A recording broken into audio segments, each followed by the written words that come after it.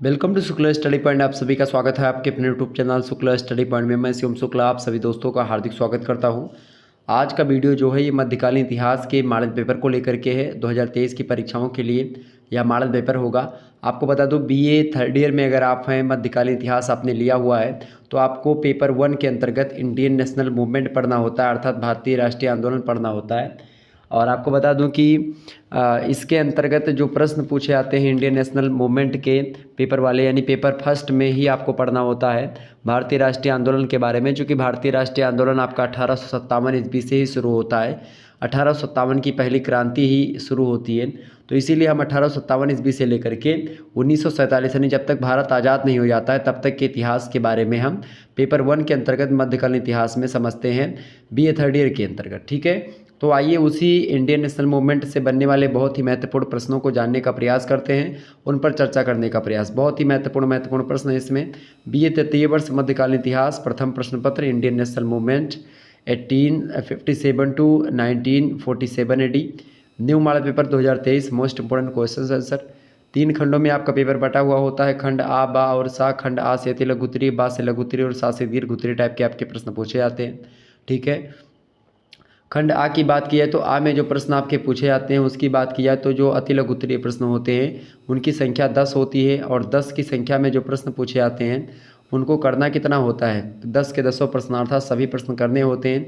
एक प्रश्न का उत्तर आपको 50 शब्दों में लिखना होता है, ये बात भी ध्यान रखिएगा।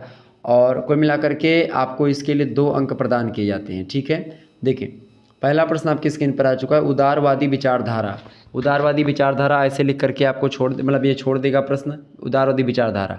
अब आपको यहाँ पर क्या करना है, उदारवादी विचारधारा के बारे में आपको लगभग 50 शब्दों में उदारवादी विचारधारा के बारे में बताना है। ठीक है, तो उदारवादी जो विचारधारा खास करके आपको पता होगा, एक उदारवादी और एक प्रकार से उग्रवादी, 2 विचारधारा, यानी जिसको आप उदारवादी बोलते हैं वो नरम दल, और जिसको आप उग्रवादी बोलते हैं वो गरम दल के नेता हुआ करते थे। ठीक है, तो उदारवादियों का विचार था कि भारत का भविष्य और उसकी उन्नति जो है वो ब्रिटेन के साथ जुड़ी हुई है। अगर ब्रिटेन की उन्नति होगी तो भारत की उन्नति होगी, ब्रिटेन का विकास होगा तो भारत का विकास होगा।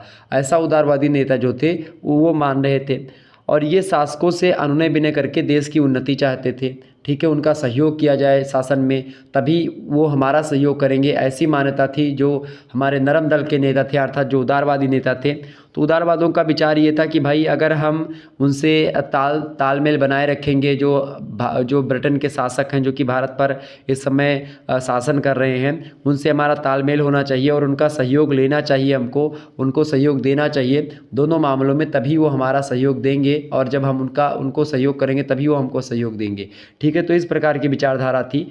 और मुख्य रूप से जो उदारवादी विचारधारा है इसमें पहली बात ये थी कि ब्रिटिश शासन की राजभक्ति थी, ब्रिटेन शासन के प्रति राजभक्ति थी। ब्रिटेन के जो शासन चलाने वाले जो मुखिया हुआ करते थे, यानी जो वायसराय जो हुआ करते थे, उनकी तरफ एक प्रकार से मतलब उनकी राजभक्ति थी, उनके मतलब उन्हीं के विचारों को मानने वाले थे ये। ठीक है, और साथ ही साथ जब चूँकि इन लोगों का सीधा सा विचार था कि जब ब्रिटेन का विकास होगा तभी हमारा विकास होगा, तो इसीलिए खास करके ब्रिटेन शासन की राजभक्ति थी। दूसरी बात इनकी विचारधारा जो थी उदारवादियों की, वो क्रमिक सुधारों में विश्वास थी, यानी कि लगातार एक प्रकार से आज़ादी नहीं मांगते थे ये कि लगातार आज़ादी की बात करें या एक बैग आज़ादी की बात करें। ये लोग जो है ऐसी आज़ादी चाहते थे कि धीरे धीरे करके हम लोग आज़ादी पाएंगे, यानी कि एक क्रम से सुधार होंगे हर एक क्षेत्रों में, तो क्रम से सुधारों में विश्वास रखते थे उदारवादी विचारधारा के लोग। तीसरी बात है, ब्रिटेन से अस्थायी और मजबूत संबंध भी बनाना चाहते थे, यानी इन लोगों का यह मानना था कि अगर भारत आज़ाद भी हो जाए तो कहीं ना कहीं ब्रिटेन उस पर शासन करे, लेकिन भारत वैसे आज़ाद हो जाए और ब्रिटेन का शासन उस पर रहे। ठीक है, ये इन लोगों का मानना था, अस्थायी मजबूत ब्रिटेन के साथ बनाए रखना चाहते थे। चौथी जो बात थी उदारवादियों की वो थी कि अंग्रेज़ों की न्यायप्रियता में विश्वास रखते थे। अंग्रेज़ जो भी न्याय देते थे उसको सर्वमान्य मानते थे, उस पर विश्वास करते थे। पांचवी विचार में इनके ये था भाई, इनकी विचारधारा में कि वैधानिक तरीकों में विश्वास रखते थे, कानूनी तरीकों में विश्वास रखते थे, कानून का उल्लंघन बिल्कुल भी नहीं करते थे, चाहे वो एक प्रकार से उनके विरुद्ध ही कानून क्यों ना हो, चाहे उनके विरुद्ध मतलब भारतीयों के विरुद्ध। ठीक है, तो उदारवादी विचारधारा इस प्रकार से थी। अगला प्रश्न आप देखिएगा, दूसरा प्रश्न आपकी स्क्रीन पर आ चुका है, काकोरी मुकदमा। काकोरी मुकदमा क्या था भाई? सभी को पता होगा काकोरी मुकदमा जो है, ये काकोरी जो शब्द है खास करके ये लखनऊ में पड़ता है। लखनऊ का एक स्टेशन है काकोरी, तो एक रेलवे स्टेशन है काकोरी, लखनऊ में ही पड़ता है। और ख़ास करके रेल के डिब्बे में जो खजाने रखे थे, उन खजाने को लूटने गए थे राम प्रसाद बिस्मिल, उनके नेतृत्व में और 10 युवक थे। उन लोगों ने ट्रेन पर धावा बोल दिया था और 10 मिनट में खजाना लूट करके क्रांतिकारी जो थे भागने में सफल हो जाते हैं, यानी राम प्रसाद बिस्मिल और उनकी जो एक प्रकार से जो दल था यानी 10 युवकों का, वो सब एक प्रकार से भागने में सफल हो जाते हैं। परंतु अंत में जा कर के पकड़ भी जाते हैं ये लोग, यानी जब ये पकड़ जाते हैं तो 25 दिसंबर 1925 ईस्वी की बात है ये, 25 दिसंबर 1925, ठीक है। तो 25 दिसंबर 1925 ईस्वी को क्रांतिकारी षड्यंत्र केस जो है 18 महीने तक चलता रहा और इसमें खास करके राम प्रसाद बिस्मिल को, राजेंद्र नाथ लाहिड़ी को और रोशन सिंह, इन 3 व्यक्तियों को फांसी की सज़ा भी हुई थी। तो यही एक काकोरी मुकदमा किन किन पर चला था? तो 3 लोगों पर, राम प्रसाद बिस्मिल, राजेंद्र नाथ लाहिड़ी और रोशन सिंह, इनको एक प्रकार से फांसी हुई थी और भी लोग थे। तो एक प्रकार से ये 25 दिसंबर 1925 को क्रांतिकारी षड्यंत्र केस 18 महीने तक चलता रहा। तो एक प्रकार से इसमें जो फांसी हुई थी 3 लोगों को हुई थी। ये था मुकदमा कौन सा? काकोरी मुकदमा, ठीक है। आगे बढ़ते हैं, अगला प्रश्न। तीसरा प्रश्न आपकी स्क्रीन पर आ चुका है, खिलाफत आंदोलन। खिलाफत आंदोलन क्या है भाई? खिलाफत आंदोलन जो है खास करके ये असहयोग आंदोलन से ही जुड़ा हुआ आंदोलन रहा। गांधी जी एक प्रकार से असहयोग आंदोलन में ही, आपको पता होगा, खिलाफत आंदोलन की ही बात करते। खिलाफत आंदोलन खास करके वैसे था ये तुर्की का एक प्रकार से, चूँकि क्या हुआ कि भाई तुर्की खलीफा इस्लामी जगत का धार्मिक नेता कहलाता था और जब प्रथम विश्व युद्ध हुआ 1914 में प्रारंभ हुआ था प्रथम विश्व युद्ध और 1918 तक चला था, तो उसमें क्या हुआ कि तुर्की जो है वो अंग्रेज़ों के विरुद्ध जर्मनी के पक्ष में था। तो अंग्रेज़ों के विरुद्ध चूँकि तुर्की था, ठीक है, और चूँकि जो तुर्की का खलीफा हुआ करता था वो इस्लाम जगत का मुखिया माना जाता था उस समय। तो चूँकि जो भारत के मुसलमान थे वह भी एक प्रकार से खलीफा में अपने आप को, मतलब खलीफा को मानते थे, खलीफा को भगवान के रूप में देखते थे। इस प्रकार से उनकी कुछ मान्यता थी। जो भारतीय मुसलमान थे वो भी एक प्रकार से जो तुर्की का खलीफा था उनमें विश्वास रखते थे और उनको एक प्रकार से मसीहा मानते थे, ठीक है। तो जब क्या हुआ कि भाई तुर्की जो था वो अंग्रेज़ों के विरुद्ध था और चूँकि भारत में भी अंग्रेज़ लोग भारतीयों पर शासन कर रहे थे, जुल्म कर रहे थे, तो इसीलिए भारतीय मुसलमानों को एक पक्ष में लेने के लिए महात्मा गांधी जी ने खिलाफत आंदोलन को भी यहाँ पर एक प्रकार से शामिल करा, ठीक है। तो जर्मनी की पराजय से क्या हुआ कि तुर्की की भी पराजय उसी के साथ जुड़ी हुई थी और युद्ध के अंत में तुर्की साम्राज्य को मित्र देशों ने आपस में बांट लिया और इस तरह से तुर्की साम्राज्य जो बहुत बड़ा था, फैला हुआ था, जिसका खलीफा एक प्रकार से इस्लामी जगत का धार्मिक नेता कहलाता था, वो सब एकदम से छिन्न भिन्न हो जाता है। इससे क्या हुआ कि जो भारतीय मुसलमान थे वो एकदम से क्षुब्ध हो जाते हैं, दुखी हो जाते हैं और एक प्रकार से अंग्रेज़ों के प्रति विद्रोह की भावना इनके मन में आ जाती है।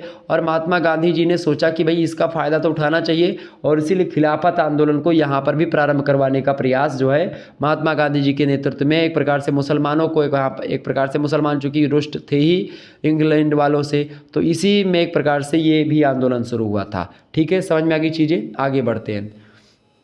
चौथा प्रश्न आपसे पूछा गया है कि गांधी इरविन पैक्ट, यानी गांधी इरविन जो समझौता था वो क्या था? तो कांग्रेस की जनशक्ति को देखते हुए क्या हुआ कि सरकार ने समझौते करने के लिए उचित समझा कि भाई अगर समझौता नहीं होगा तो गांधी पता नहीं क्या कर देंगे।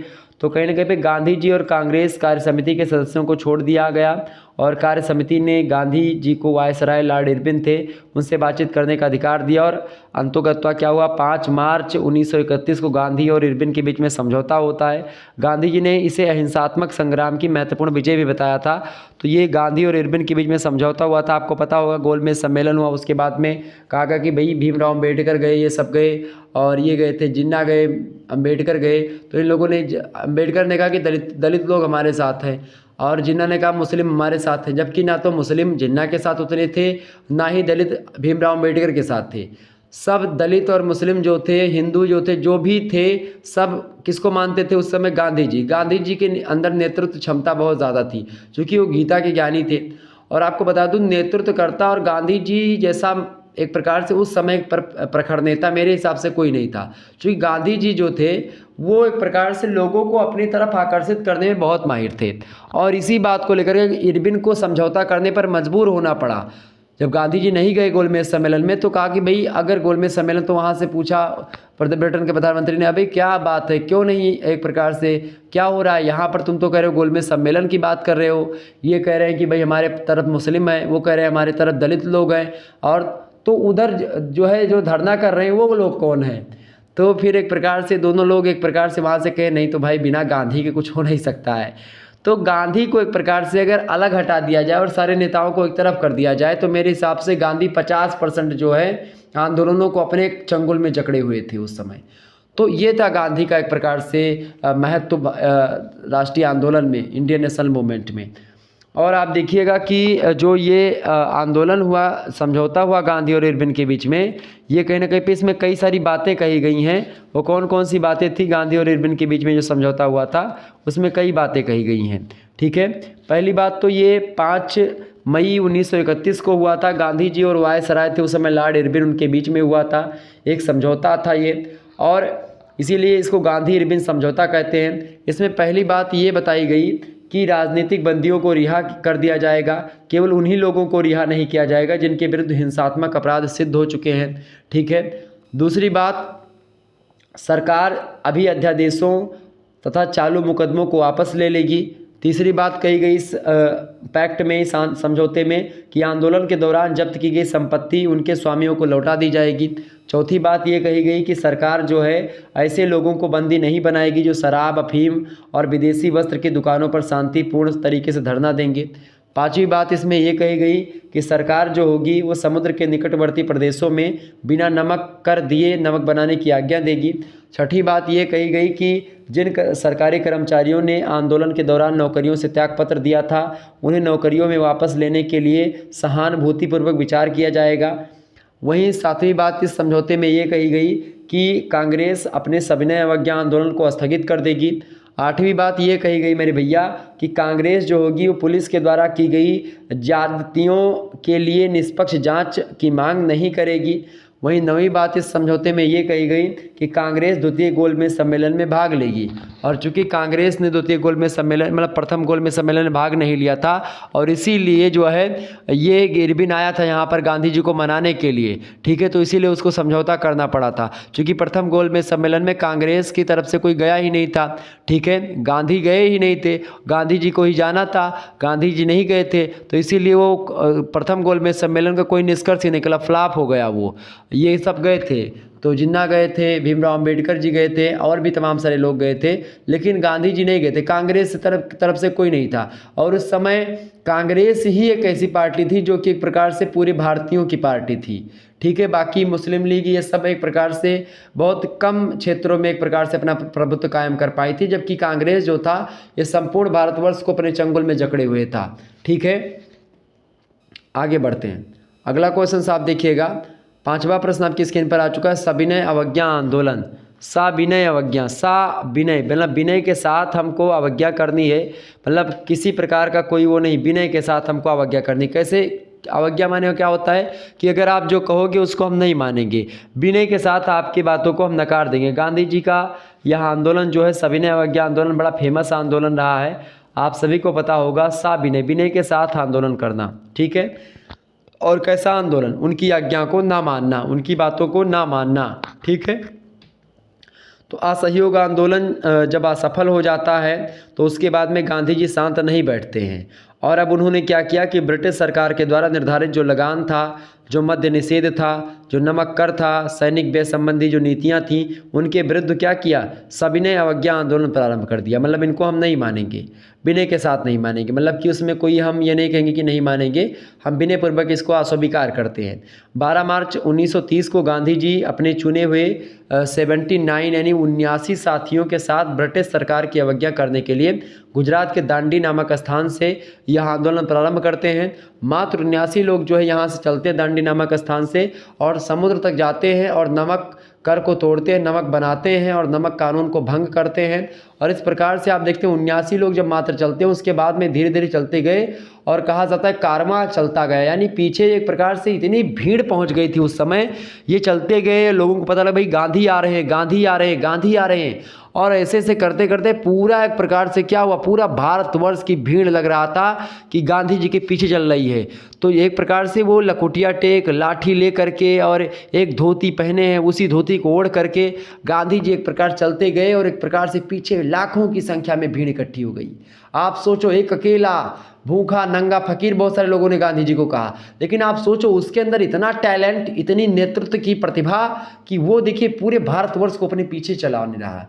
मतलब लाइन वहीं से शुरू होती जहां से गांधी खड़े हो जाते थे। तो ये थी गांधी की एक प्रकार से पहचान इंडियन नेशनल मूवमेंट में। ओके, आगे बढ़ते हैं।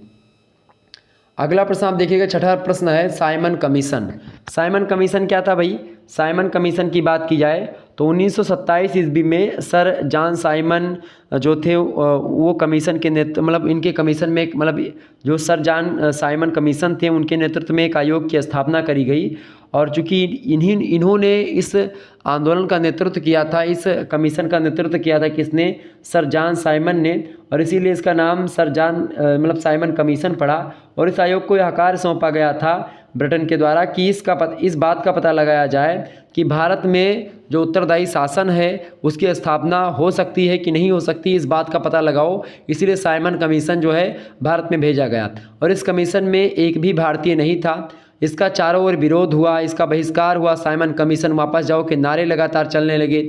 और इसी समय आप देखिएगा लाला लाजपत राय ने कहा था कि मेरी छाती पर पड़ी एक एक लाठी ब्रिटिश साम्राज्य की कील सिद्ध होगी। ये लाला लाजपत राय ने कहा था। लाला लाजपत राय की बात की जाए तो ये जो थे लाला लाजपत राय, बाल गंगाधर तिलक और बिपिन चंद्रपाल, ये लोग गरम दल के नेता हैं, उग्रवादी विचारधारा से प्रेरित, ठीक है, यानी गरम दल के नेता हैं। तो इन्होंने कहा कि मेरी छाती पर पड़ी एक एक लाठी ब्रिटिश साम्राज्य की कील सिद्ध होगी। और वही एक प्रकार से आप देखिएगा सिद्ध भी हुई। और उन्होंने बहुत ज़्यादा एक प्रकार से लाला लाजपत राय जी के पर लाठियाँ बरसाई गई थी, ठीक है। तो ये था एक प्रकार से आपका Simon commission. Simon commission Bharat छोड़ो, इस प्रकार से नारे लगे, साइमन कमीशन वापस जाओ, इस प्रकार के नारे जो है लगे थे। अगला क्वेश्चन से आप देखिए, सातवां प्रश्न आपकी स्क्रीन पर आ चुका, भगत सिंह। भगत सिंह का नाम आप लोगों ने सुना ही होगा। भगत सिंह का नाम खास करके आज़ादी के मामलों को लेकर के बहुत ही जो है एक प्रकार से इम्पोर्टेंट नाम है, महत्वपूर्ण नाम है भगत सिंह का। क्योंकि भगत सिंह जो है, जिस एक तरफ आप देखिएगा कांग्रेस के दो पार्ट थे, कांग्रेस में दो विचारधाराएं उदय हो रही थी, एक तो गरम दल, एक नरम दल। तो उदारवाद यानी उदारवाद और उग्रवाद, इन दोनों के बावजूद आप देखिएगा, इन दोनों के बाद में भारत में एक ऐसा आंदोलन चला जिसे क्रांतिकारी राष्ट्रवाद का आंदोलन कहा गया। और क्रांतिकारी आंदोलन के नाम से इसको हम जानते हैं। इसमें भगत सिंह का नाम विशेष उल्लेखनीय, चंद्रशेखर आज़ाद, भगत सिंह, ठीक है, ये सब। इनका विचार ये था भगत सिंह का कि ईंट का जवाब पत्थर से देंगे हम, टिट फॉर टैट के विचार को फॉलो करते थे ये। और इन्होंने यह भी कहा था कि यदि अंग्रेज भारतीयों की हत्या करते हैं तो भारतीयों को अंग्रेजों की हत्या करनी चाहिए, ये बात उन्होंने खुल करके बोली थी। और इनका ये भी नारा था भगत सिंह का, भगत सिंह ने कहा था खून का बदला खून, ये शुद्ध बोलते थे, सटीक बोलते थे और एक प्रकार से सीधा बोलते थे कि भाई खून का बदला खून, ईंट का जवाब पत्थर से, टिट फॉर टैट की विचारधारा को आगे बढ़ाने का काम किया। और एक क्रांतिकारी आंदोलन का युग एक प्रकार से भगत सिंह के द्वारा प्रारंभ किया गया। निश्चित तौर पर भगत सिंह बड़े इंपॉर्टेंट भूमिका निभाते हैं भारतीय राष्ट्रीय आंदोलन में। नेक्स्ट क्वेश्चन आपकी स्क्रीन पर आ चुका है, Annie Besant. Shrimati Annie Besant ji की बात की जाए तो एनी बेसेंट जो हैं, इन्होंने होम रूल आंदोलन प्रारंभ किया था, चलाया था इन्होंने। और इसके लिए मतलब इन्होंने होम रूल आंदोलन का जो उद्देश्य रखा वो देशव्यापी दौरा किया, सबसे पहली बात। दूसरी बात, न्यू इंडिया दैनिक और साप्ताहिक कॉमन बिल में होम रूल के उद्देश्यों का प्रसार किया, जिसमें यह भी बताया गया कि हम अधिकार पूर्वक स्वशासन प्राप्त करेंगे। श्रीमती एनी बेसेंट को गिरफ्तार कर लिया गया था होम रूल के बाद में, आप देखिएगा। तो ये एनी बेसेंट की कुछ भूमिका रही और बड़ी इंपॉर्टेंट भूमिका रही भारतीय राष्ट्रीय आंदोलन में एनी बेसेंट की। नेक्स्ट क्वेश्चन से आप देखिएगा लाहौर अधिवेशन, सॉरी लाहौर कांग्रेस, तो वही लाहौर का जो अधिवेशन हुआ था कांग्रेस का, लाहौर में जो अधिवेशन हुआ था 1929 में, यानी 1929 में हुआ था, लाहौर में अधिवेशन हुआ था कांग्रेस का। और इस अधिवेशन के मतलब जो अधिवेशन हुआ था, इस अधिवेशन के अध्यक्ष कौन थे? तो इस अधिवेशन जो हुआ था ये लाहौर अधिवेशन, इसके अध्यक्ष थे जवाहरलाल नेहरू जी, 1929 में हुआ था। और कांग्रेस ने इसमें अभी घोषणा करी थी कि भारत का लक्ष्य जो है वो पूर्ण स्वराज है, कोई इफ बट नहीं, पूर्ण स्वराज की मांग हम करेंगे। 1929 तक आते आते जवाहरलाल नेहरू ने घोषणा कर दी कि पूर्ण स्वराज की मांग करेंगे। ठीक है। 31 दिसंबर 1929 को आधी रात में एक प्रकार से जब नए वर्ष का प्रारंभ हो रहा था, जवाहरलाल नेहरू ने तिरंगे झंडे को फहराते हुए रावी नदी के तट पर यह घोषणा कर दी कि ब्रिटिश सत्ता के सामने अब अधिक झुकना मनुष्य और ईश्वर दोनों के विरुद्ध अपराध होगा।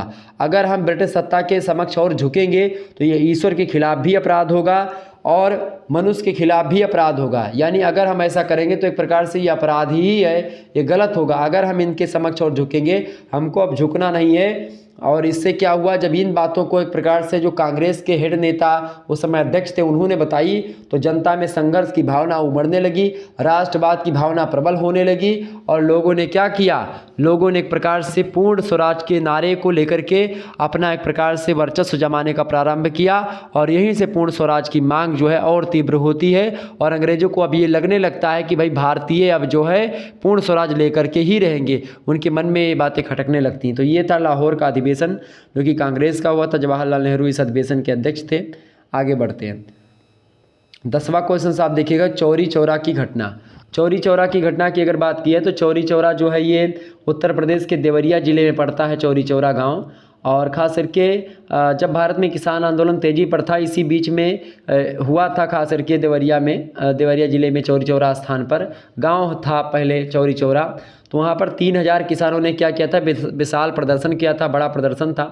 प्रदर्शन जो था पूरी तरीके से शांत था। और 5 फरवरी 1922 ईस्वी को क्या किया गया, पुलिस ने भीड़ पर गोली चला दी। और इससे क्या हुआ कि भीड़ उत्तेजित हो गई और थाने को घेर लिया गया और 22 पुलिसकर्मियों को जिंदा जला दिया गया। और गांधी जी ने इसको गंभीरता से ले लिया और असहयोग आंदोलन स्थगित कर दिया। क्योंकि जब भाई हिंसा पर उतर आए तो अब क्या होता कि भाई अब पुलिसों को ये बात मिल गई कि भाई अब हमको जो है आंदोलन ख़त्म कर देते। उसी समय पुलिस लोग या जो ब्रिटेन के लोग थे वो, लेकिन गांधी जी का दिमाग देखिए, गांधी जी ने कहा भाई मैं अहिंसा के पक्ष में बिल्कुल भी नहीं हूँ, मैं आंदोलन वापस लेता हूँ। और तुरंत आंदोलन उन्होंने वापस ले लिया। इससे बहुत सारे लोगों को बुरा भी लगा था उस समय। लेकिन गांधी जी का दिमाग ये था यहाँ पर कि अगर मैं नहीं बुलाऊंगा, उनको वापस नहीं करूँगा, तो अभी ब्रिटिश सरकार जो होगी गोली चलवाने प्रारंभ कर देगी।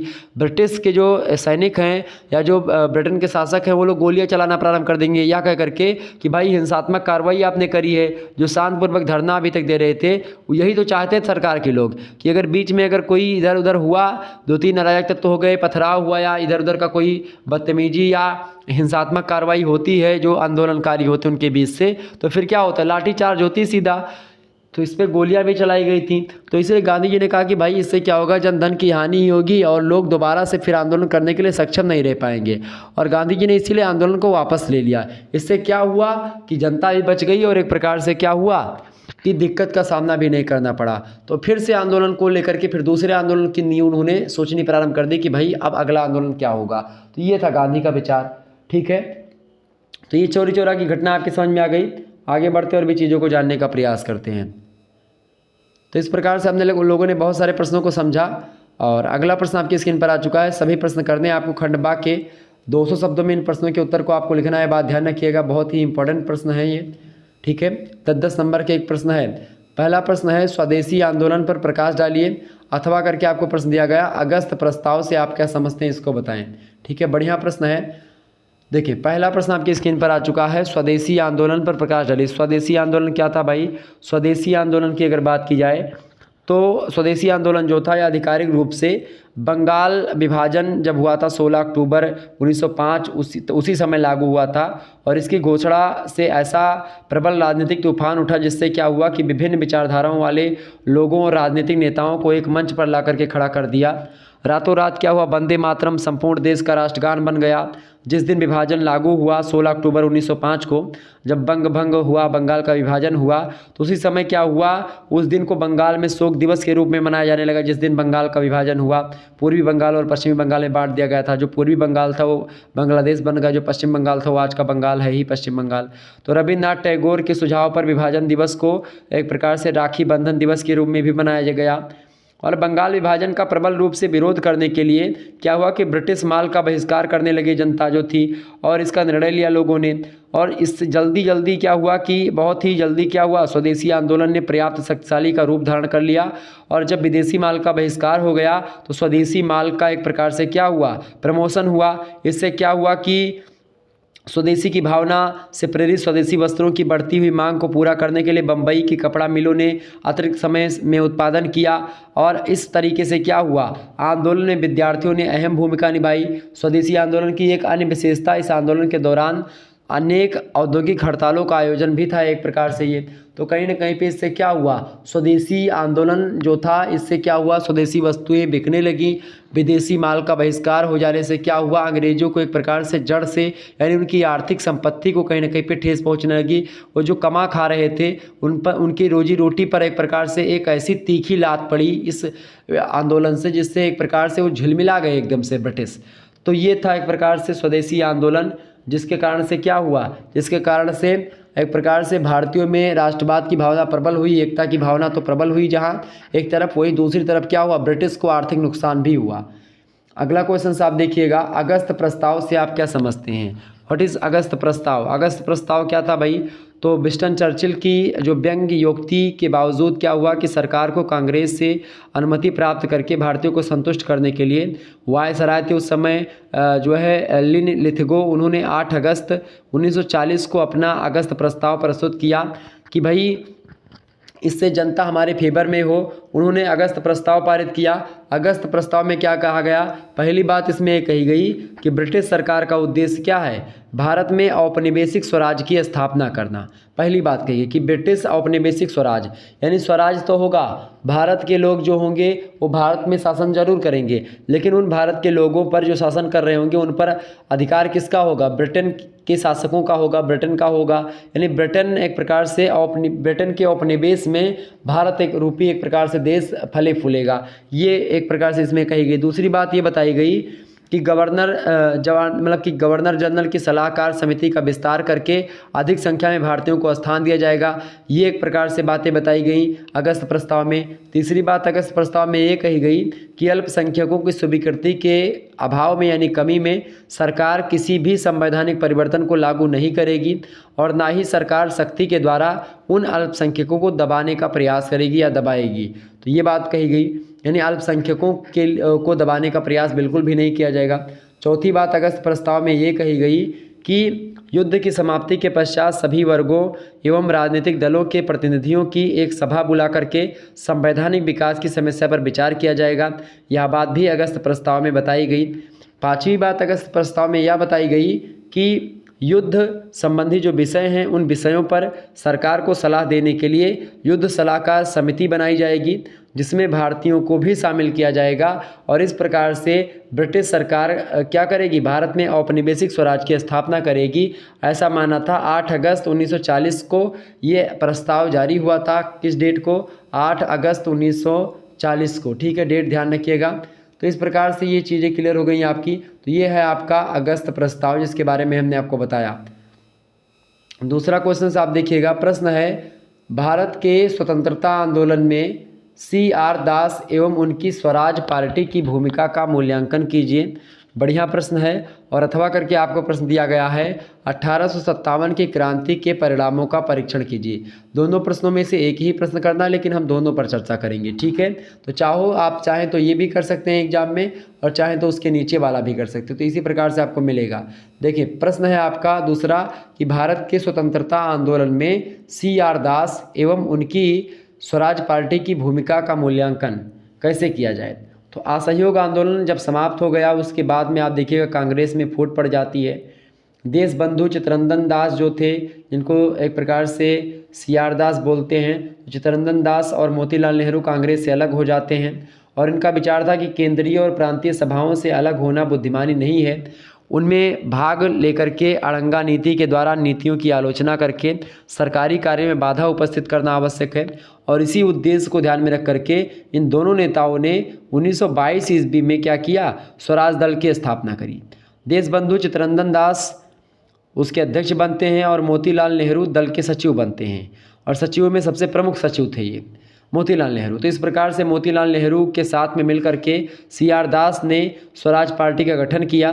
स्वराज दल का उद्देश्य ये था कि चित्तरंजन दास ने क्या किया कि 1925 ईस्वी में बंगाल की विधानसभा में दल के उद्देश्यों की व्याख्या करते हुए कहा, स्वराज पार्टी के बारे में बताते हुए कहा कि हम उस परिस्थिति को नष्ट करना चाहते हैं अथवा उससे मुक्त होना चाहते हैं जो हमारे लिए हितकर नहीं है और ना ही हितकर हो सकती है। हम भारत विरोधी परिपाटी को नष्ट करके एक ऐसी परिपाटी को जन्म देना चाहते हैं जो भारत के लिए स्वराज प्राप्त करने में सहायक हो, और इसीलिए स्वराज पार्टी का गठन किया गया। स्वराज दल के मुख्य रूप से 2 उद्देश्य थे। पहला उद्देश्य तो ये था, मोतीलाल नेहरू कहते हैं, मतलब ये CR दास कहते हैं कि भारत को स्वराज प्राप्ति में योगदान देना।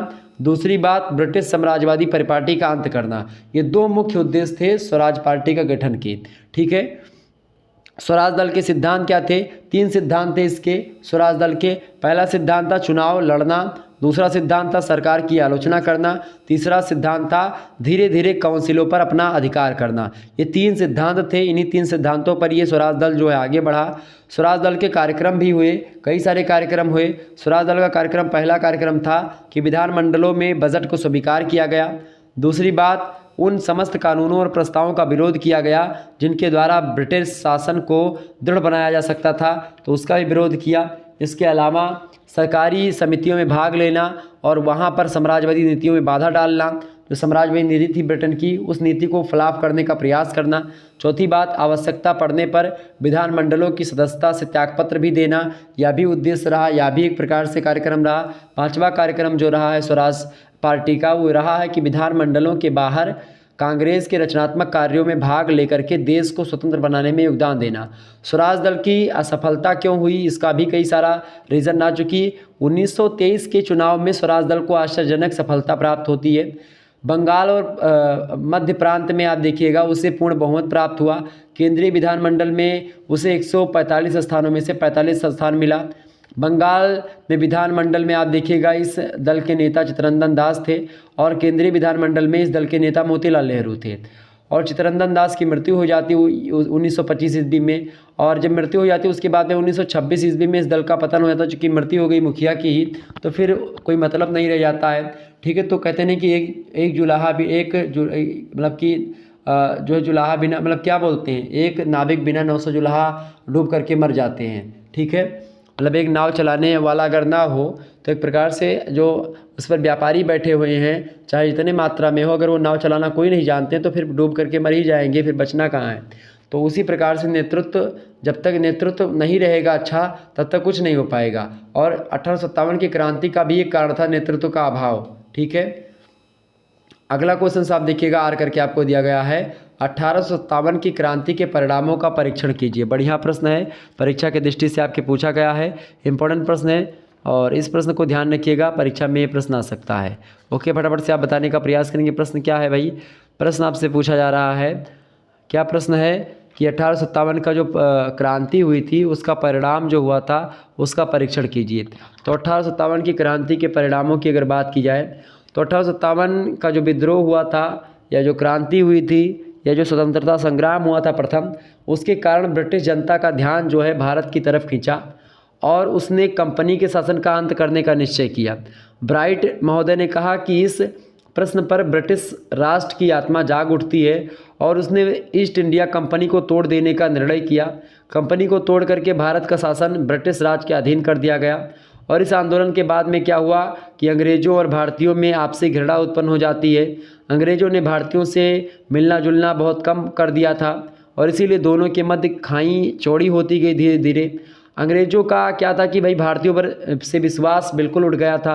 पहले तो अंग्रेज़ भारतीय सैनिकों पर कुछ विश्वास करते थे, परंतु जब से ये घटना हुई, चूँकि सैनिक विद्रोह भी इसको कहा गया 1857 की क्रांति को, मंगल पांडे वगैरह, तो इसीलिए क्या हुआ, चूँकि मंगल पांडे ने ही बिगुल फूंका था गोली मार करके, तो अंग्रेज़ों का बिल्कुल विश्वास हट गया था। परंतु बाद में उन्होंने उन्होंने क्या किया, जो सैनिकों पर से विश्वास उठ गया था, उसके बाद में उन्होंने इतना भी विश्वास करना बंद कर दिया भारतीयों पर।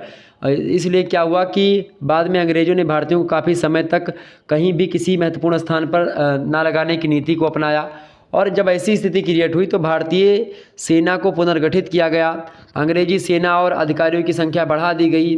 भारतीय सेना को या भारतीयों को सेना में प्रांतीय और जातीय आधार पर संगठित किया गया ताकि विविध जातियों के लोग एक दूसरे से अधिक ना मिल सकें और अंग्रेज़ों के विरुद्ध खड़े ना हो सकें, क्योंकि उनको डर था कि एक बार सैनिक विद्रोह हुआ है, अगर दोबारा सैनिक विद्रोह होगा तो फिर बचना नहीं है और यहाँ से भाग ही जाना है, यहाँ पर फिर हमारी दाल नहीं गलेगी, ऐसा अंग्रेज लोग सोचने लगे थे। तो इसीलिए एक जाति के आधार पर या एक क्षेत्र के आधार पर अगर मतलब एक क्षेत्र का व्यक्ति इसमें रहेगा, फिर दूसरे क्षेत्र का, फिर तीसरे क्षेत्र का, और जाति भी अलग अलग जातियों के एक प्रकार से जो दल बनाए जाते थे, इसलिए ताकि जो है एक जाति के लोग होंगे तो फिर क्या हो जाएगा, वो आपस में एकता रहेंगे और एकता के चंगुल में एक प्रकार मतलब एकता जब रहेगी तो उससे फिर जकड़ जाएंगे उन एकता के चंगुल में अंग्रेज अधिकारी। तो इसके कारण से क्या हुआ कि जो है क्या किया इन लोगों ने क्या किया कि ताकि विरुद्ध में खड़े ना हो सके, और इसके अतिरिक्त तोपखाने पर सारा नियंत्रण जो है अंग्रेज़ों को दे दिया ताकि जो है तोप वगैरह फिर जो तोपखाने हैं उन पर अंग्रेज़ों का अधिकार रहे। अंग्रेज़ों ने अनुभव किया कि उन्होंने भारतीय राजाओं महाराजाओं से संबंध खराब करके बहुत गलती करी है, क्योंकि जनता उनका साथ नहीं दे सकती थी, बल्कि नरेशों में से कुछ मित्र के रूप में तलाश किए जा सकते थे।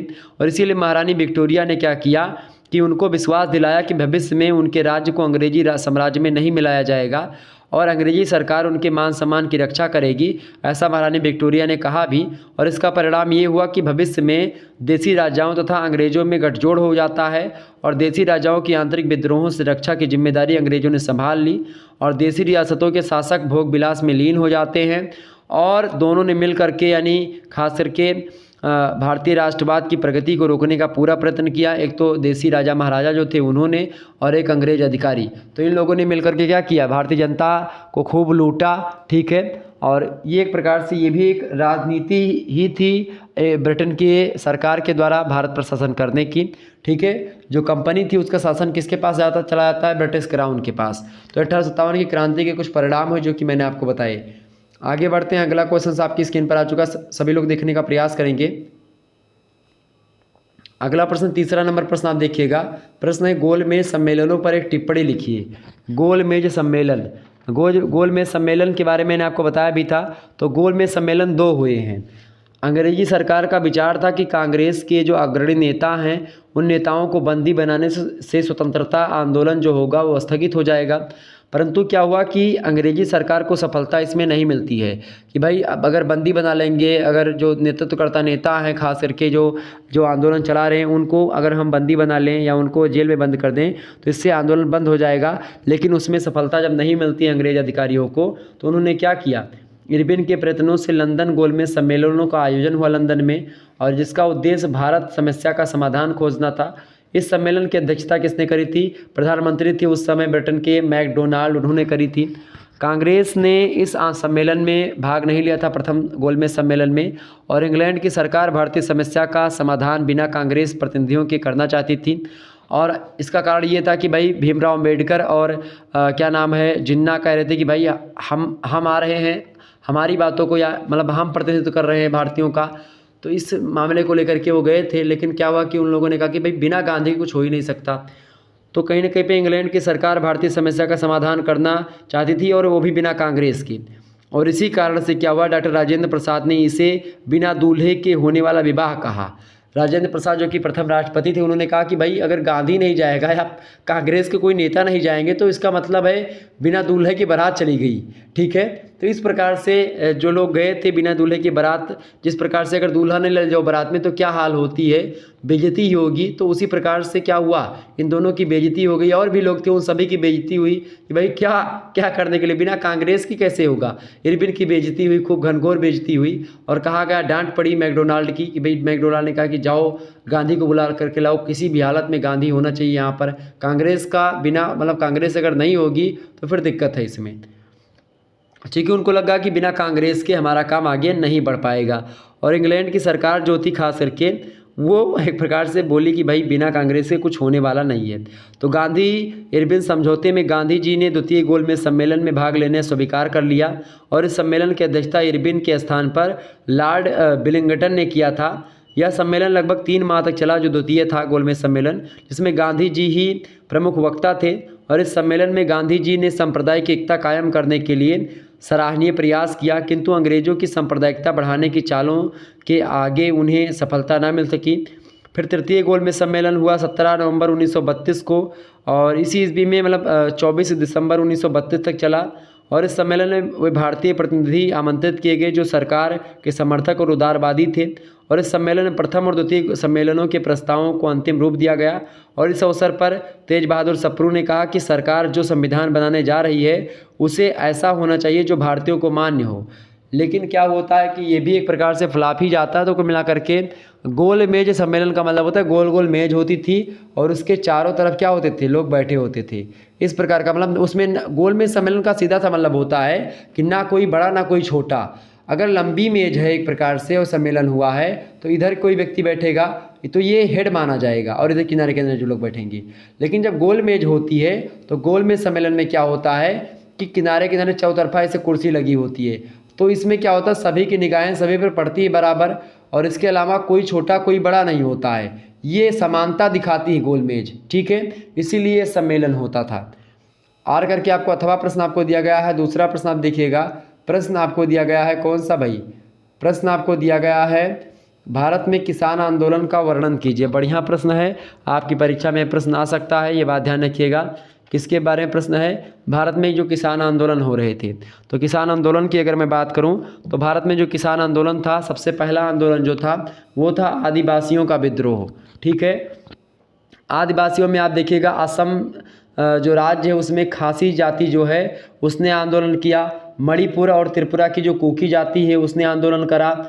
छोटे नागपुर की जो कोल जाति है उसने जो है आंदोलन किया। उड़ीसा की जो खोल जाति है उसने अंग्रेजी शासन के विरुद्ध इन सभी जातियों ने क्या किया, अपने दैनिक जीवन में हस्तक्षेप तथा अपनी भूमि उनके द्वारा हस्तगत किए जाने के विरोध में विद्रोह किया।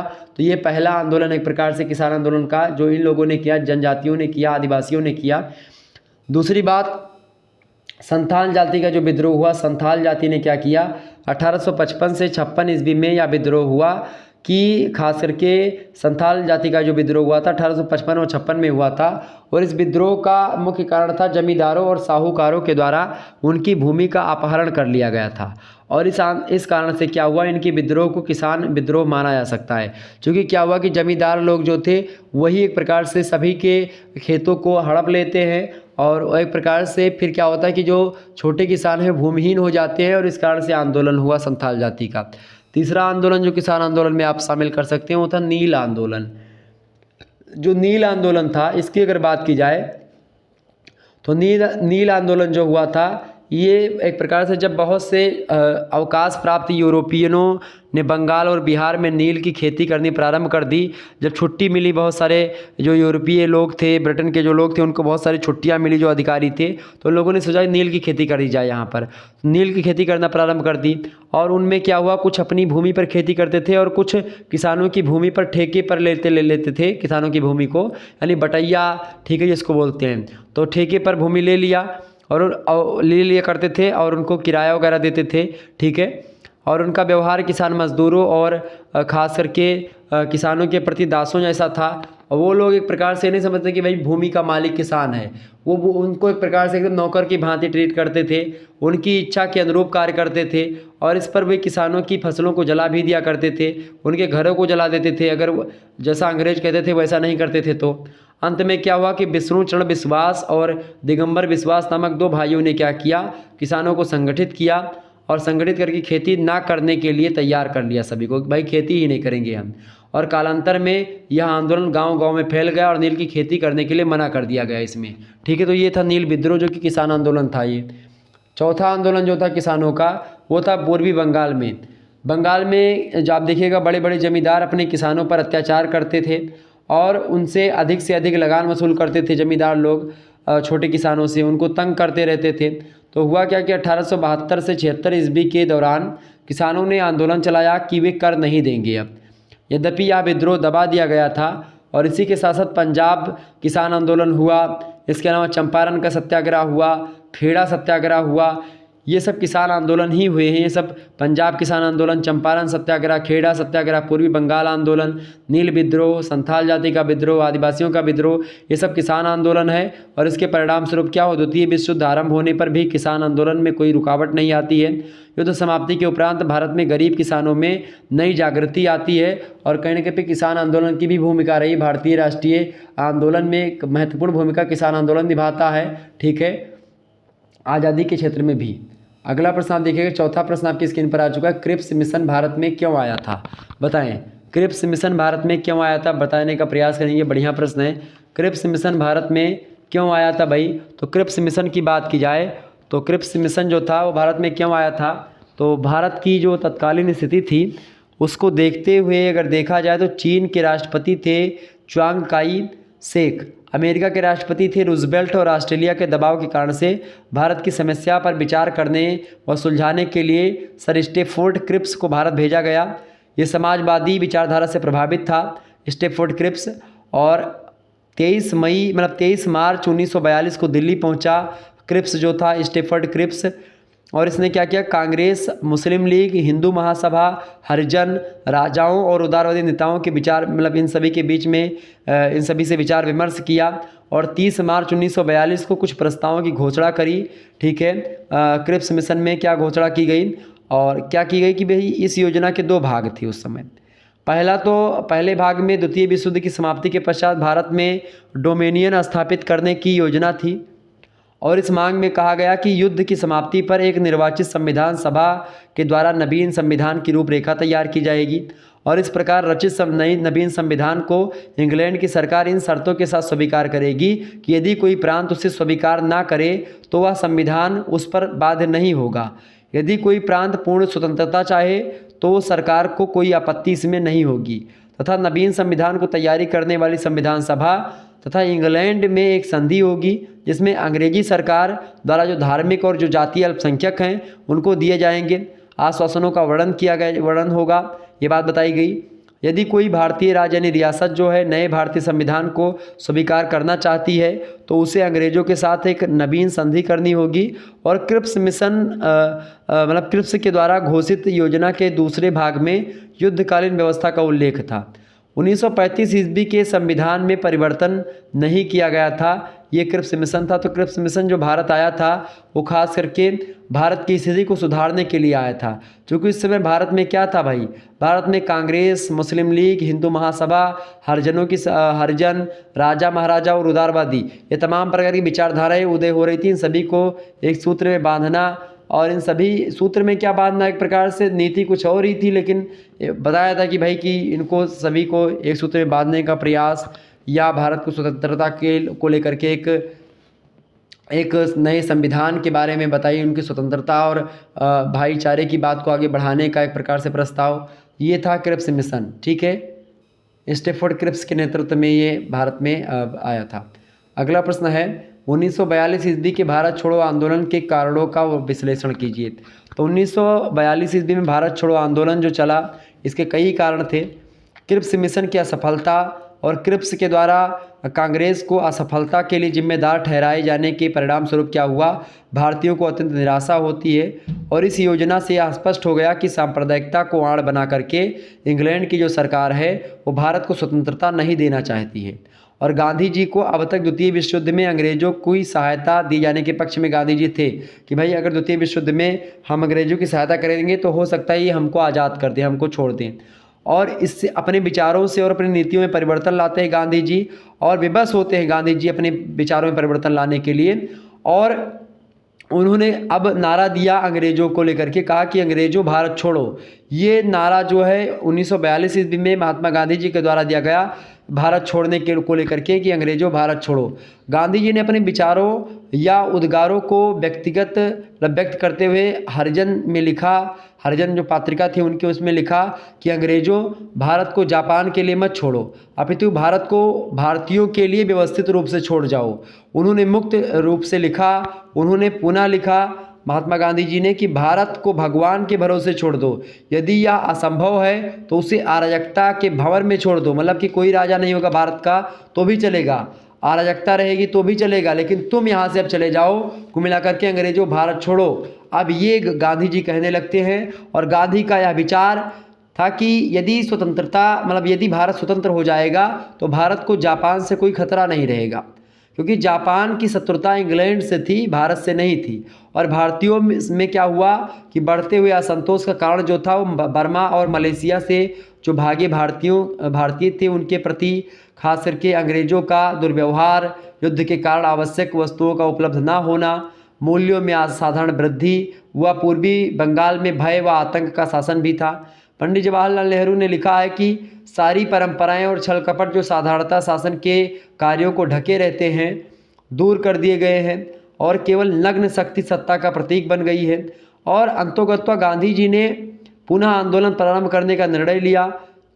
14 जुलाई 1942 ईस्वी को वर्धा में कांग्रेस की कार्यसमिति ने क्या किया, भारत छोड़ो आंदोलन का प्रस्ताव पारित किया और इस प्रकार से आंदोलन जो है ये आगे बढ़ा। तो भारत छोड़ो आंदोलन का ये सारे कई कारण थे और इसी आंदोलन एक प्रकार से ये लास्ट आंदोलन आप मान सकते हो, भारत छोड़ो आंदोलन। ठीक है, इसमें कहा गया कि अंग्रेजों भारत छोड़ो। अभी तक गांधी जी अंग्रेजों के पक्ष में एक प्रकार से भारतीय सैनिकों को युद्ध करने के पक्ष में थे कि भाई द्वितीय विश्व युद्ध चल रहा था इस समय, तो कहते थे कि भारत के सैनिकों को अभी आप मदद में ले सकते हैं। लेकिन फिर जब ऐसी स्थिति अंग्रेजों का जो क्रिप्स मिशन आया वो भारतीयों के विरुद्ध में एक प्रकार से ही था, चालबाजी कर रहे थे, सांप्रदायिकता फैलाने का काम कर रहे थे अंग्रेज लोग। तो इसके कारण से गांधी जी को एक प्रकार से बात अच्छी नहीं लगी और गांधी जी ने इसका खुल करके विरोध किया और दोबारा से आंदोलन एक प्रकार से करने को लेकर के गांधी जी एकदम से विवश हो जाते हैं। अगला प्रश्न आप देखिएगा, किन परिस्थितियों में बंगाल का विभाजन हुआ, बताने का प्रयास करेंगे। बढ़िया प्रश्न है आपकी परीक्षा की दृष्टि से, बताएं किन परिस्थितियों में बंगाल का विभाजन हुआ। तो लॉर्ड कर्जन जो था सबसे महत्वपूर्ण और मूर्खतापूर्ण कार्य इसका यही था लॉर्ड कर्जन का, चूँकि लॉर्ड कर्जन उसी समय था जब बंगाल का विभाजन हुआ। तो बंगाल का विभाजन जो था ये लॉर्ड कर्जन का सबसे महत्वपूर्ण काम था और मूर्खतापूर्ण काम भी था। ठीक है, एक तरफ महत्वपूर्ण काम भी था और एक तरफ मूर्खतापूर्ण काम, इसका ये मूर्खतापूर्ण कार्य भी यही था। ठीक है, और उस समय क्या हुआ कि भाई बंगाल एक विशाल प्रांत था जिसके अंतर्गत क्या था, आधुनिक बिहार आता है, जो आज का बिहार है वो था, बंगाल था, पश्चिमी बंगाल जो था वो भी था, उड़ीसा था, बांग्लादेश जो आज का है वो भी उसी में शामिल था। तो एक बड़ा विशाल प्रांत था बंगाल और बंगाल की जनसंख्या उस समय 8 करोड़ के लगभग में थी। और आप देखिएगा कि उड़ीसा और मतलब ये 1903 ईस्वी में बंगाल का दौरा करने तथा वहाँ की जनता में प्रबल राष्ट्रवादी भावनाओं को देख करके लॉर्ड कर्जन ने बंगाल के विभाजन की योजना बनाई। कहा कि भाई यहाँ पर तो जो है जनता में ये एकता है और इसी उद्देश्य से लॉर्ड कर्जन ने बंगाल का दौरा किया और वहाँ के मुसलमानों को समझाया कि बंगाल के विभाजन के द्वारा एक मुस्लिम प्रांत वो बनाना चाहते हैं जहाँ इस्लाम के अनुयायियों का प्रभाव होगा। पूर्वी बंगाल के गवर्नर सर बैमफाइल्ड ने इन शब्दों मतलब उन्होंने स्पष्ट शब्दों में कहा कि उसकी 2 स्त्रियां हैं, एक हिंदू और दूसरी मुसलमान, किंतु वह दूसरी को अधिक चाहता है, यानी कि मुसलमानों को अधिक चाहता है। इस प्रकार यह स्पष्ट होगा कि बंगाल विभाजन का मुख्य उद्देश्य था हिंदू और मुसलमानों में फूट डालना और बंगाल में बढ़ती हुई राष्ट्रवादी भावनाओं को रोकना। चूँकि बंगाल में क्या था, जो सुधारवादी आंदोलन भी चल रहे थे, हिंदू मुस्लिम एकता प्रबल पर थी अपने, रविन्द्रनाथ टैगोर जी भी एक अच्छा काम कर रहे थे इस मामले में, लेखन का काम कर रहे थे, हिंदू मुस्लिम एकता को बढ़ावा दे रहे थे। तो बढ़ती हुई राष्ट्रवादी भावना को रोकने का प्रयास था, किंतु प्रत्यक्षता कर्जन ने कहा कि बंगाल एक विशाल प्रांत है और प्रशासनिक सुविधा के लिए उसे 2 भागों में विभाजित करना आवश्यक है। अतः ढाका, चटगांव और राजशाही मंडलों को असम में मिला करके एक नया प्रांत बनाने की योजना बनाई गई, जिसकी राजधानी ढाका बनाई गई और शेष को बंगाल ही कहा जाता था, ये बात बताई गई। तथा क्या हुआ, उसकी राजधानी कलकत्ता में रखी गई, ऐसा निर्णय लिया गया। और इस प्रकार हिंदू और मुसलमानों में फूट डालने की इस योजना का संपूर्ण भारत में घोर विरोध होने लगता है। भारतीय नेताओं और समाचार पत्रों का विचार था कि प्रांत में विभिन्न जातियों और भाषाओं की समस्या का समाधान किसी विवेकपूर्ण तरीके से किया जाना चाहिए था और ब्रिटिश समाचार पत्रों ने इस योजना को आपत्तिजनक बताया, किंतु तमाम विरोधों के बाद भी 16 अक्टूबर 1905 ईस्वी को इस योजना को लागू कर दिया गया, बंगाल विभाजन को। और बंगाल विभाजन की खबर से संपूर्ण भारत में शोक छा गया। सुरेंद्रनाथ बनर्जी इस बात को लेकर के कहते हैं कि बंगाल का विभाजन हमारे ऊपर बम की तरह गिरा, हमने समझा हमारा घोर अपमान किया गया है। उग्रवादी नेता थे बाल गंगाधर तिलक, उन्होंने कहा, चूँकि उग्रवाद के नेता हैं, मतलब गर्म दल के नेता थे बाल गंगाधर तिलक, उन्होंने क्या कहा, उन्होंने कहा कि राजनीतिक अधिकारों को लड़ करके प्राप्त करना होगा। उदारवादी सोचते हैं कि अनुरोध द्वारा उन्हें प्राप्त किया जा सकता है, जबकि हमारा विचार है कि अधिकार केवल शक्तिशाली दबाव से ही प्राप्त किए जा सकते हैं। और यह विभाजन भारी विरोध के बाद में, जो खास करके 16 अक्टूबर 1905 को बंगाल का विभाजन किया गया था, उसको 1911 में वापस ले लिया गया था। ठीक है, ये था बंगाल विभाजन, इन्हीं परिस्थितियों में हुआ था। अगला प्रश्न है आर करके आपको अथवा प्रश्न दिया गया है, वामपंथी आंदोलन के विकास के कारणों का उल्लेख कीजिए। बढ़िया प्रश्न है, आपकी परीक्षा की दृष्टि से बताने का प्रयास करेंगे इसका उत्तर क्या होगा। सभी लोग देखिएगा, प्रश्न आपके स्क्रीन पर क्या आ चुका है, वामपंथी आंदोलन के विकास के कारणों का उल्लेख कीजिए। वामपंथी आंदोलन क्या है? वामपंथी आंदोलन की अगर बात की जाए तो भारतीय स्वतंत्रता आंदोलन में वामपंथी राजनीति का उदय जो हुआ है, ये प्रथम विश्व युद्ध के बाद की घटना है। ठीक है, और इस समय में आप देखिएगा 1947 ईस्वी तक का काल जो रहा, वामपंथी राजनीति और राष्ट्रीय स्वतंत्रता आंदोलन दोनों के ही विकास में एक महत्वपूर्ण समय रहा है। और आप देखिएगा वामपंथियों ने श्रमजीवियों एवं कृषकों की सामाजिक और आर्थिक समस्याओं को उभारने पर बल दिया, और इस प्रकार राजनीति मतलब राष्ट्रीय स्वतंत्रता आंदोलन के स्वरूप में परिवर्तन करने का प्रयत्न जो है वामपंथियों ने किया, मार्क्सवाद ने किया। और वामपंथी आंदोलन के विकास के कई कारण थे। पहला कारण तो था रूस की जो 1917 की क्रांति हुई। चूँकि 1917 में जो रूस की क्रांति हुई, इसकी सफलता जो है भारतीय उग्र राष्ट्रवादियों की भावना को समाजवाद की ओर मोड़ देती है। असहयोग आंदोलन की सफलता ने उनके इस विचार को मजबूती प्रदान करी कि यह धारणा फैल गई कि गांधी जी के नेतृत्व में राष्ट्रीय स्वतंत्रता की कल्पना निरर्थक है। स्वराज दल के उद्देश्यों ने भी उन्हें आकर्षित नहीं किया। तो इसके कारण से क्या हुआ कि भाई अब लगा कि रूस में जैसे क्रांति हुई है समाजवाद को लेकर के, मार्क्सवाद को लेकर के, मार्क्सवादी विचारधारा से वो लोग थे, तो वामपंथी विचारधारा को अपना रहे थे। तो इसी कारण से क्या हुआ कि भारत में भी अपनानी चाहिए, तो इसके कारण से मार्क्सवाद को बढ़ावा मिला, वामपंथ को बढ़ावा मिला। दूसरी बात, भारत की आर्थिक स्थिति, चूँकि प्रथम विश्व युद्ध के बाद में देश की आर्थिक स्थिति बहुत शोचनीय हो गई थी। दैनिक आवश्यकताओं की वस्तुओं के मूल्य बढ़ गए थे। व्यापारियों की बेईमानी के कारण से देश में लगभग अकाल की स्थिति पैदा हो गई थी। साम्राज्यवाद तथा पूंजीवाद का घृणित रूप सामने आने लगा था। तो इसके विरुद्ध क्या हुआ, वामपंथ जो है वो आगे बढ़ने का प्रयास किया, वामपंथ का विकास हुआ। तीसरा जो कारण है वो है मार्क्स का क्रांतिकारी विचार, जो कि आधुनिक समाजवाद के जनक माने जाते हैं। कार्ल मार्क्स वर्ग संघर्ष की विचारधारा दी इन्होंने। मार्क्स के क्रांतिकारी विचारों से लोग रोमांचित हो गए, और पुनः उन्होंने यह भी देखा कि किस प्रकार रूस में साम्यवादी सरकार अस्तित्व में आई है।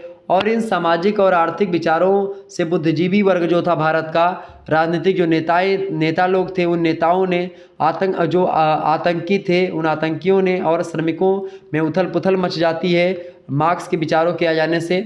और इस कारण से ये भी एक कारण रहा जिससे वामपंथ को विकास मिला भारत में। चौथा कारण ये था वामपंथ के विकास का कि स्वदेशी और स्वराज के नारे जो थे उस समय एक प्रकार से लग रहे थे। यानी गांधी जी के स्वदेशी और स्वराज के नए नारे और इस विचार को देश के कोने कोने में जनता तक पहुंचाने के प्रयत्न ने राजनीतिक आंदोलन को नए रूपों में प्रस्तुत किया। और अब इस आंदोलन में क्या हुआ कि भाई जो कृषक थे वो भी आने लगे, जो श्रमिक थे वो भी आने लगे। तो इससे क्या हुआ, कृषक और सैनिक जब सम्मिलित हो गए, श्रमिक जो सम्मिलित हो गए, यानी जो मजदूर था वो भी सम्मिलित हो गया, जो कृषक था यानी किसान था वो भी सम्मिलित हो गया। इससे क्या हुआ, आंदोलन को और मजबूती मिलती है।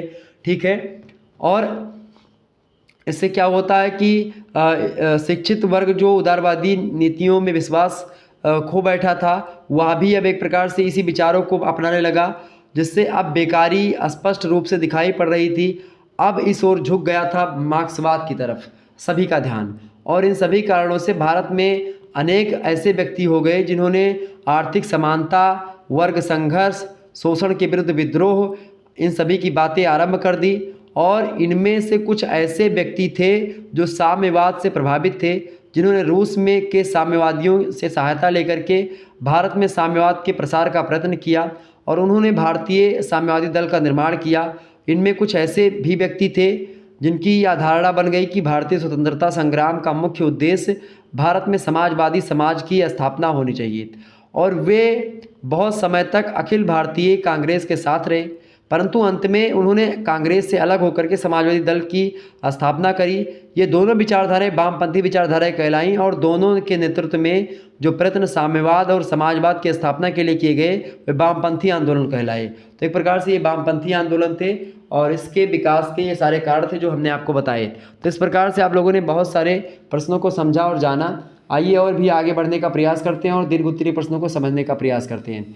दीर्घ उत्तरीय जो प्रश्न है ये इस प्रकार से आपकी परीक्षा में आएंगे। देखिए 2 प्रश्न आपको करने होते हैं, 5 क्वेश्चन आपको कुल मिलाकर के दिए जाते हैं खंड 7 से। एक प्रश्न का उत्तर आपको 500 शब्दों में लिखना होता है, ठीक है। 2 प्रश्न आपको करने होते हैं। एक प्रश्न का अंक जो है वो 15 अंक का है, यानी एक प्रश्न अगर आप अच्छे तरीके से 5 शब्दों में लिख लेते हैं तो उसके लिए आपको 15 नंबर दिए जाएंगे। पहला प्रश्न आप देखिएगा, भारत में राष्ट्रीय जागृति के यानी राष्ट्रीय आंदोलन जो हुआ, राष्ट्रवाद का जो उदय हुआ, उसके उद्भव कैसा हुआ, मतलब उसका उद्भव के लिए जो उत्तरदायी कारण है उन कारणों के बारे में आपको बताना है। यानी भारत में जो राष्ट्रीय जागृति हुई, राष्ट्रवाद का जो उदय हुआ या जो राष्ट्रीय आंदोलन का जो उदय हुआ उसके उत्तरदायी जो कारण हैं, यानी किन कारणों से ऐसा हुआ, किन कारणों से राष्ट्रवाद का उदय हुआ, किस कारण से राष्ट्रीय जागृति हुई, इस उन कारणों को आपको बताना है।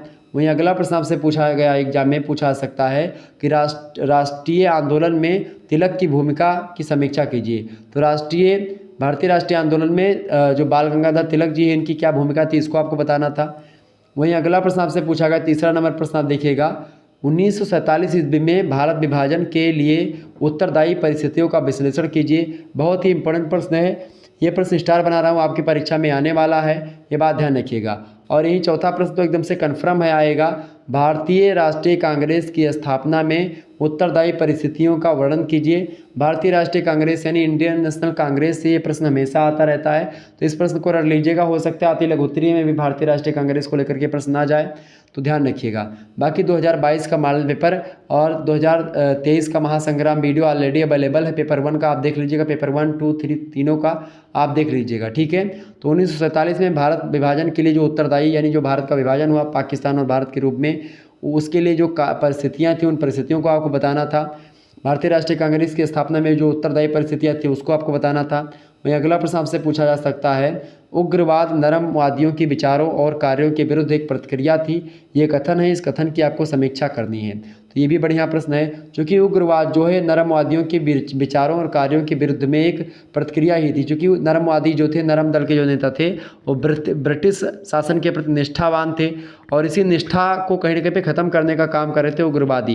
यानी जो नरमवादी विचार अपना रहे थे उसी का विरोध कर रहे थे उग्रवाद की जो विचारधारा, मतलब कि जो लोग थे, यानी जो नरम दल के लोग थे, जिस काम को करते थे, जिस विचारों को फॉलो करते थे, उन्हीं विचारों का विरोध करते थे जो एक प्रकार से गर्म दल के नेता थे, ठीक है, ये ध्यान रखिएगा। तो इस प्रकार से आप लोगों ने समझा, जाना और परखा, तमाम प्रकार के प्रश्नों को आपने जाना। लगभग आपने 10 लघु उत्तरीय प्रश्नों के उत्तर को समझा और आपने 10 अति लघु उत्तरीय प्रश्नों के बारे में जाना और विस्तार से 5 दीर्घ उत्तरीय प्रश्नों के बारे में आपने जाना, जिनको आपको पढ़ना है। तो आप लोग पढ़ लीजिएगा, मतलब कि आप अगर आपके पास सीरीज है तो आप पढ़ लीजिएगा और अच्छे तरीके से आपकी तैयारी हो जाएगी।